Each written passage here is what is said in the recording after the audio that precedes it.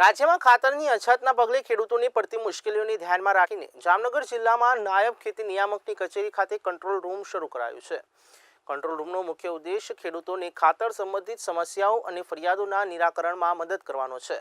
ખેડૂતો 0288255137 નંબર પર સંપર્ક કરીને ખાતર ન મળતું હોય તે ખાતર સંબંધિત અન્ય કોઈ પણ ફરિયાદ હોય તો નોંધાવી શકશે। આ હેલ્પલાઇન નંબર દ્વારા ખેડૂતો તેમની મુશ્કેલીઓ સીધી તંત્ર સુધી પહોંચાડી શકશે, જેનાથી સમયસર ઉકેલ લાવવામાં મદદ મળશે। સરકાર દ્વારા ખેડૂતોના હિતમાં લેવાયેલું આ પગલું ખાસ કરીને ચાલુ ખરીફ સિઝનમાં અત્યંત મહત્વનું સાબિત થશે તેવી અપેક્ષા છે। હાલમાં ખરીફ સિઝન ચાલુ હોય અને ખૂબ જ સારા પ્રમાણમાં વરસાદ થયેલો હોય, ખેડૂતોએ એકદમ સમયસર વાવણી કાર્ય પોતાના પૂર્ણ કરેલ છે।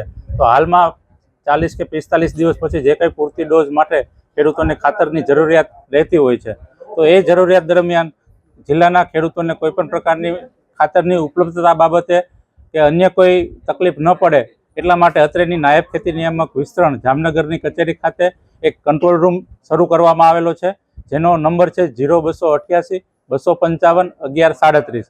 જિલ્લાના કોઈ પણ ખેડૂતો આ નંબર ઉપર જો એને ખાતરની ઉપલબ્ધતા બાબતે અથવા તો કોઈ બીજો ખાતરને લગતો કોઈ પણ પ્રશ્ન હોય તો પોતે આ નંબર ઉપર જાણ કરી પોતાની ફરિયાદ નોંધાવી શકે છે। એટલે તરત જ એનું રજૂઆતનું નિરાકરણ લાવવામાં આવશે અને આ કંટ્રોલ રૂમ અહીંયા સવારે 8 થી સાંજે 8 સુધી કાર્યરત હોય છે।